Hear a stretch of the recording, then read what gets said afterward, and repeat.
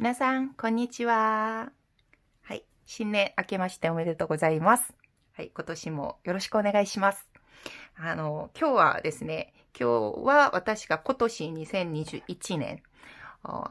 メインダイアリーとして、メイン手帳として使おうとしている、手帳を紹介したくて動画を撮るようになりました。はい。ここに見えるのは皆さんよくご存知の、プロッター手帳ですね。プロッターバインダーなんですけど、私の場合、システム手帳をそこまでちゃんと使ってきたとは言えないんですね。システム手帳のいろいろバインディングができたり、いろいろアレンジができたりする部分はすごく魅力的で好きなんですけど、やはりいつもリングが引っかかったりする、実際使う時の不便さがあるので、そしてシステム手帳を使い始めるとめちゃくちゃ分厚くなっちゃうんですよね。で、そこがちょっといつも迷うようになってって、閉じ手帳を使うようになっちゃうっていう感じなんですけど、プロッターバインダーを使い始めてから、そのシステム手帳に関する偏見がなくなったんですよ。で、なぜならば、めくるとすごく180度パッと開くんですね。から書きやすいし、リング系も11ミリですかね。で、すごくちっちゃいので、軽く持ち歩けるし、そして書くときにも閉じてちょっとそんな変わらない、そういう快適感があるので、それで結構プロッターはすごく愛用してます。なので、いろんなサイズを今、実は持ってるんですけど、今年はこのバイブルサイズの、プロッターバインダーに、メイン手帳として活用しようと思って、もう紹介するようになりました。そうですね。以前に私の動画をちょっと見てくださった方々は不思議に考えるかもしれないんですけど、年末に、今年も自分手帳メインに使うって言ったじゃんっていう方もいらっしゃるかもしれないんですね。で、それ事実です。はい。なんですけど、だから私が自分手帳を使わないっていうことではなくって、実際自分手帳使います。はい。タイトルから見てる方もすでに分かってると思うんですけど、自分手帳メインなんですよ。で、ただ、今年は、自分手帳のデイズを私買ったんじゃないですか。なので、デイリーダイアリー、デイリー手帳を使う予定なんですけど、で、実際、ちょっと使ってみたら、以前私ずっと自分手帳何年か使ってきたので、週刊バーチカルの形式に慣れてしまったわけなんですよ。で、なので、形式の問題っていうより、私の計画の立てとか、そのプランニングの習慣自体が、週ごとの単位になってしまったわけなんですね。なので、週末ごとに次の週の計画を立てたり、タスクを整理したりしてて、次の週にまたそれを確認するみたいな、もちろん毎日記録はするんですけど、プロジェクトとか仕事とかはちゃんと、一週間、整えてるのかなみたいな感じで整理をしてきたので、やはりちょっと週間、ウィークリーが欲しくなってくるっていうことなんですね。なので、自分手帳の、普通の自分手帳を使った時には全然問題なかったんですよ。逆に、それが利点でずっと自分手帳を使い続けてきたんですけど、デイズになったら、週間ごとにまとめられるページがないですね。だから月間ページは1枚もうついてるんですけど、週間ごとに分けられてないので、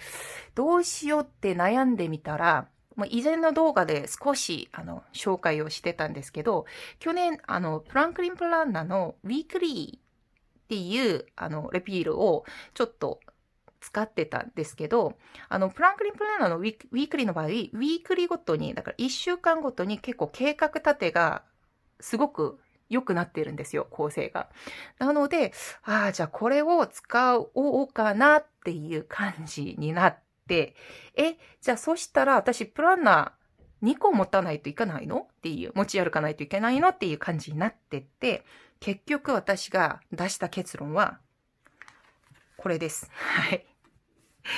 こうですね。ですね、自分手帳をばらしました。はい。分解してって、もう入れたんですけど、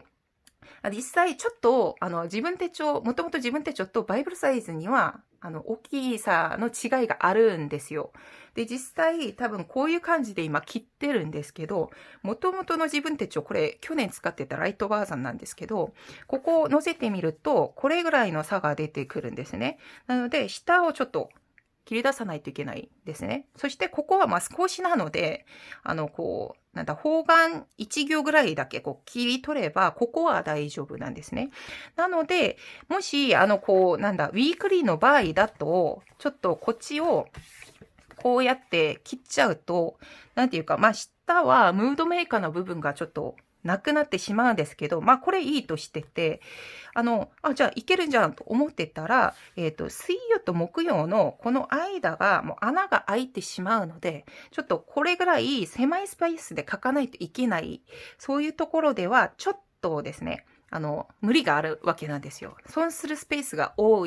きいので、ちょっとウィークリーではそこまで試せないなとは思ったんですけど、デイリーじゃないですか。デイリーなので、結構スペースが結構あるので、こっちだけ犠牲にすれば意外といけるんじゃんと思って、もうやってみたら、実際すごく快適に今使ってます。で、ものすごく快適だと思ってて、もし、もっといい方法が出ない限りは来年もこの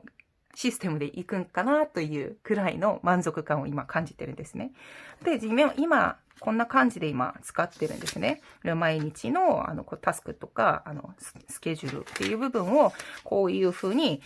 使ってるんですけど、なのでもう、紙も薄いし、質感も好きなので、マシンペーパーも好きなので、こういう風に本当によく使ってます。なので、もう自分手帳、デイズを切って入れたのは本当に良かったと思いますね。なんですけど、ですね、これが実際は、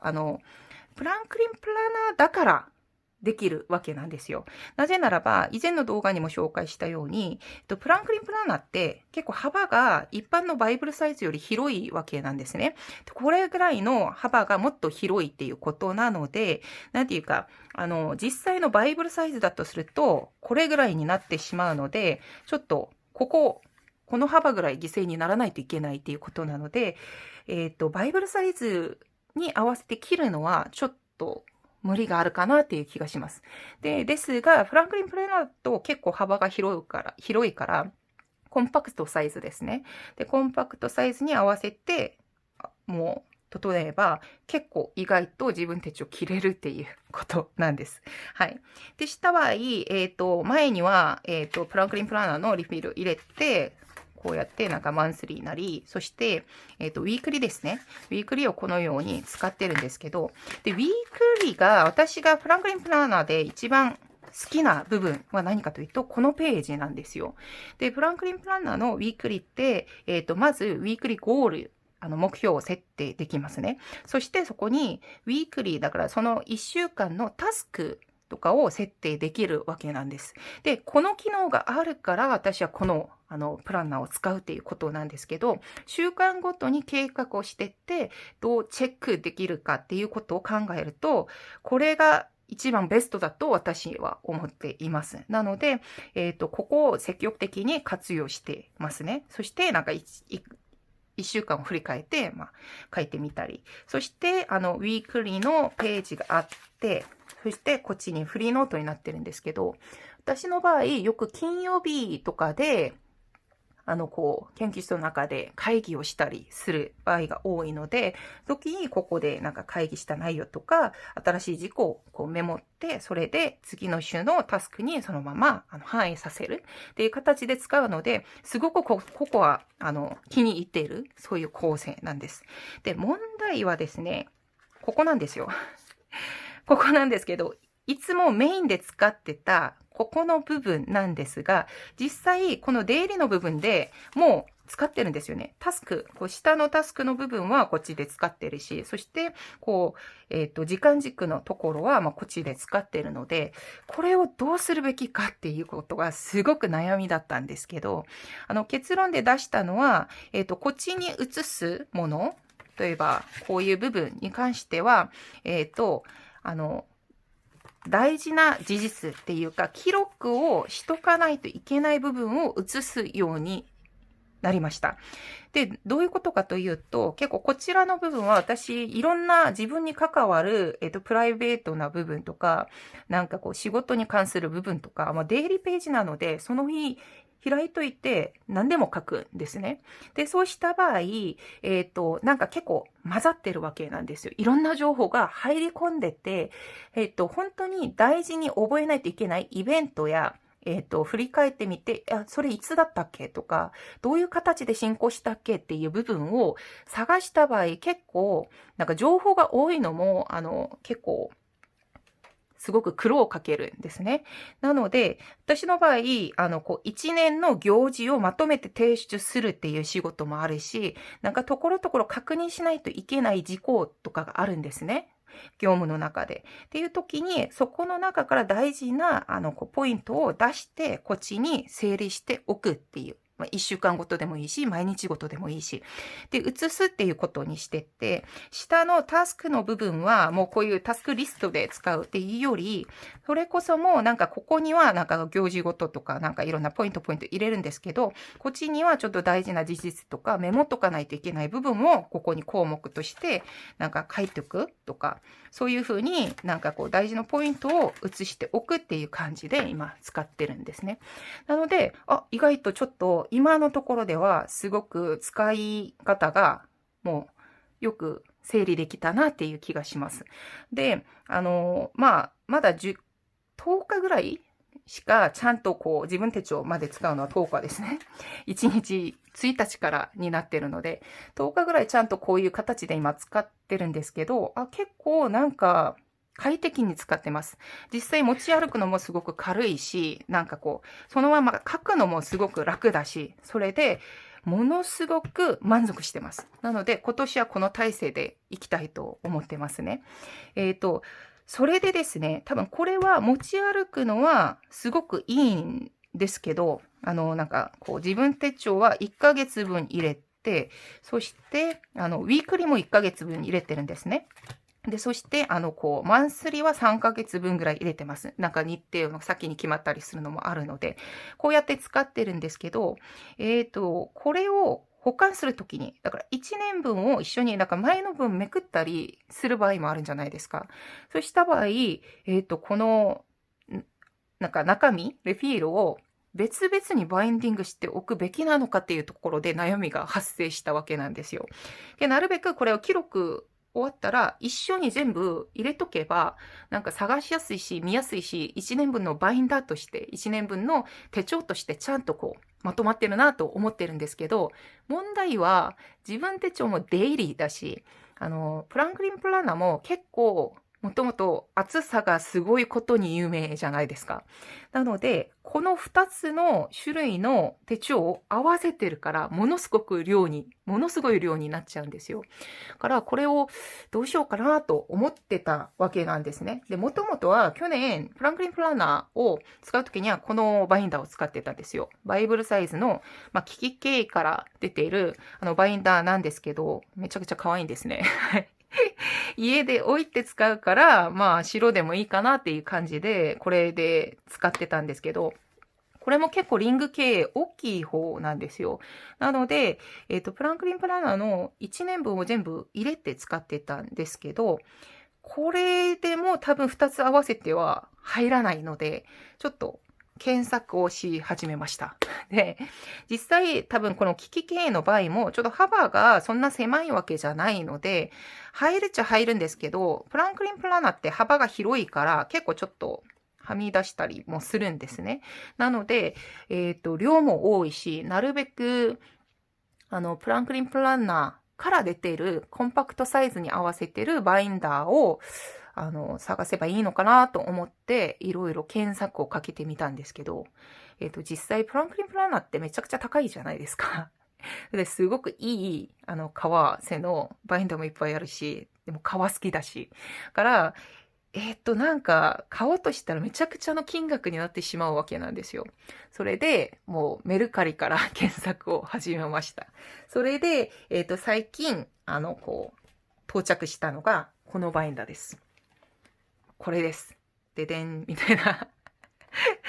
めちゃくちゃでかいですね。だから、こう比べてみると、同じバイブルサイズなのに、こんな違いがあるわけなんですね。これ、実際は、リング径が40ミリなんですよ。はい。驚愕の40ミリ。で、多分25、まあ、30ぐらいになってもものすごくリングでかいとか言ってるじゃないですか。でも40ミリなんですね。で、多分これ結構古いモデルっていうか、結構前に出てたモデルなので、なんていうか、ちょっと安い金額で買うことできたんですけど、なんかこう、40ミリだから、こんな感じですね。こんな、なんか書類みたいな感じするんですけど、こうなってて、なんかプランクリンプランナーと自分たちを全部入れても、もっと入れるぐらいの大きさになっています。なので、すごくこれは、いい買い物だったなと思ってます。今、ものすごく満足してますね。ここになんかちょっと追加される、バインディングしてる紙とか、別な資料を挟んでも、1年分を入れるには問題ないかなっていう感じなんですね。なので、こちらを今年は、こちらの2体制で、ちょっと使っていきたいと思ってます。はい。なので、今年はなんか閉じ手帳じゃなくて結局的はシステム手帳になってしまったんですけど、まあ私に一番合うシステムを探したっていうことが一番いいところだったなと思います。なので今年満足だったら来年もちょっとこのシステムでいきたいと思ってます。はい。ここまでが私のメイン手帳に関する紹介だったんですね。で、実際メイン手帳以外にも結構いろんな種類のノート、そして手帳が今存在しているわけなんですけど、はい。だから、一つの動画に全部まとめて撮るには、あまりにも種類が多くて長くなりそうなので、ちょっとシリーズを分けて今、徐々と紹介したいと思ってます。なので、次は、いつも毎年私が、衝動買いをしてしまう、そのほぼ日手帳のシリーズ。シリーズっていうのはなんか、一つだけじゃないということなんですね。ほぼ日シリーズを私がどう使うようにしたのかっていうところに関して、ちょっとご紹介をしてみたいと思います。なので、次の動画でもなんか楽しみに待っていただければありがたいです。今日もすごく結構長くなってしまったんですけど、ここまで見てくださって本当にありがとうございます。はい。次の動画でまた会いましょう。バイバイ。